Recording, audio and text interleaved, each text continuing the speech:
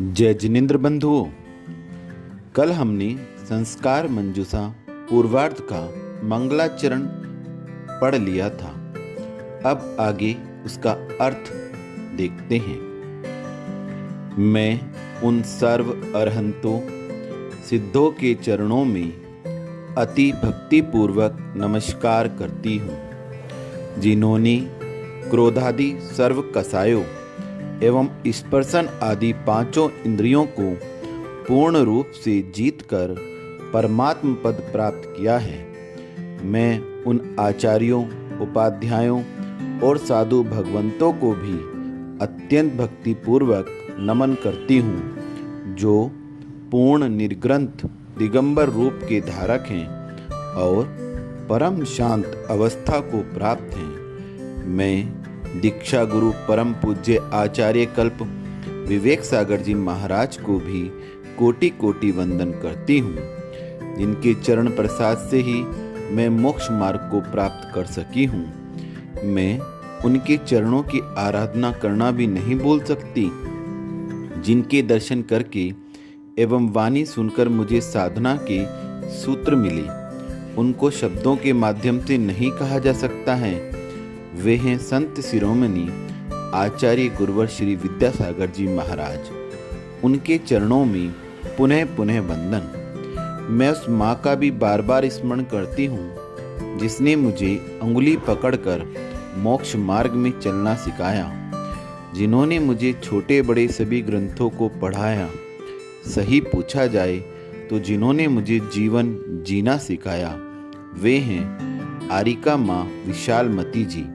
उनके पदार विंदों में मेरे शत शत नमस्कार नमस्कार। संसार में मनुष्य मानव बनकर भी जी सकता है और दानव बनकर भी। मनुष्य में मानवता एवं दानवता के संस्कार जन्म के पहले गर्भावस्था से ही प्रारंभ हो जाते हैं। संतान को मानव या दानव बनाने का मुख्य श्रेय माँ का है, क्योंकि कहा भी है, उपाध्यायान दशाचार्य आचार्याणां शतं पिता संस्रांस्तु पितॄन् माता गौरवेणा तिरिच्यते। 10 उपाध्यायों में से एक आचार्य, 100 आचार्यों से एक पिता तथा 1000 पिताओं से एक माता श्रेष्ठ है। A good mother is better than 100 teachers. एक अच्छी माँ 100 शिक्षकों से बेहतर है। माँ के साथ गौण रूप में पिता, दादा, दादी, काका, काकी, मित्रजन, बुआ आदि परिजन भी सम्मिलित हैं। यद्यपि पिता को भी माता के समान बच्चे में संस्कार डालने का अधिकार, कर्तव्य तथा श्रेय होता है, लेकिन समय के अभाव में एवं व्यावसायिक व्यस्तता के कारण वर्तमान में करना चाहते हुए भी वह अपना कर्तव्य पूरा नहीं कर पा रहा है, इसलिए उसे गौण कहा गया है। उसे भी अपना कर्तव्य पूरा करके माँ के समान श्रेय प्राप्त करना चाहिए।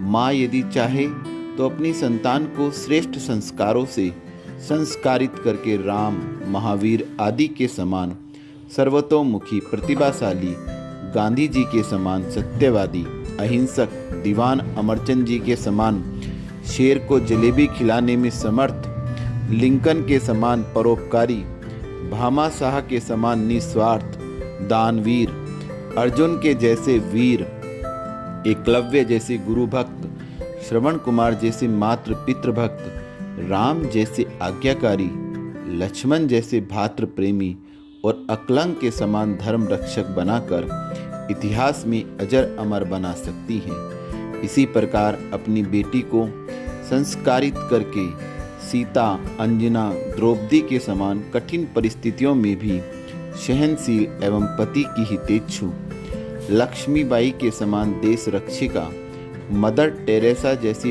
परोपकार परायणा, पन्नाधाय, जीजाबाई जैसी स्वामी भक्त, मीराबाई जैसी भक्त शिरोमणि, एवं उसके प्रति लापरवाही बरतकर फूलन देवी जैसा डाकू, केकई जैसी स्वार्थपूर्ण निर्दय, मंथरा जैसी फूट डालने में चतुर तथा शूर्पणखा जैसी व्यभिचारिणी भी बना सकती है।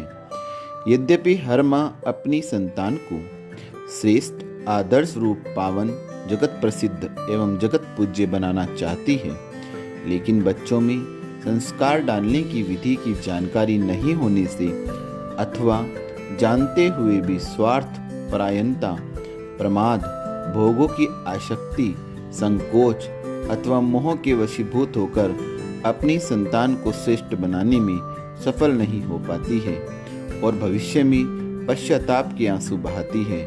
मेरे विचार से शायद ही कोई माँ ऐसी होगी जो अपनी संतान के भावी जीवन को काला अंधकार में, दुख में देखना चाहती होगी या बनाना चाहती होगी, लेकिन वर्तमान में अधिकतर मानवों में दानवता सहज रूप से दिखाई देती है। संसार में बहुत कम मानव ऐसे होंगे जो शांति से जीते हैं, शांति से जीने देते हैं और सभी लोग शांति से जिएं ऐसा प्रयास करते हैं, ऐसी भावना करते हैं। संसार में रहकर भी अधिक से अधिक प्राणी सुख शांति से जिएं, सबका जीवन आनंदमय बने। यह तभी संभव है जब हम अपनी संतान को संस्कारित करें, जिससे पूरी दुनिया भले ही सत्पुरुष नहीं बन पाए, लेकिन हमारी संतान तो संस्कारित होकर अमृत में जीवन बिता सके, ऐसी मेरी भावना है। इसके लिए हर माँ, बेटी, बहू, दादी को बच्चे को संस्कारित करने की विधि मालूम होना आवश्यक है। मैं यद्यपि अल्पबुद्धि हूँ, मुझे न व्याकरण शास्त्र का ज्ञान है, न ही अन्य शास्त्रों का ज्ञान है, न लौकिक क्षेत्र का ही ज्ञान है। फिर भी जिस माँ ने मुझे जन्म दिया, उसी माँ ने मुझे श्रेष्ठ संस्कार भी दिए, जिसका फल यह है कि आज मैं दिगंबर जैन धर्म में स्त्रियों के सर्वश्रेष्ठ आर्यिका पद को प्राप्त कर पाई हूँ। मैंने सोचा, जिस प्रकार विश्व संत आचार्य मुनि विद्यासागर जी की, दीक्षा गुरु विवेक सागर की, ऐतिहासिक महापुरुष राम, भरत, युधिष्ठिर, महात्मा गांधी आदि की माताओं ने अपनी संतानों को उच्च कोटि के संस्कारों से संस्कारित करके आज विश्व पूज्य ऊर्ध्वगामी महापुरुष बनाया, उसी प्रकार अन्य माताएं भी अपनी संतानों को श्रेष्ठ बनावें। इसी भावना से प्रेरित होकर, यद्यपि माँ का ऋण चुकाया नहीं जा सकता, फिर भी उसके द्वारा किए गए उपकारों का कुछ ऋण चुकाने के लिए मैंने अपनी तुच्छ बुद्धि से इस पुस्तक के माध्यम से कुछ कहने का प्रयास किया है।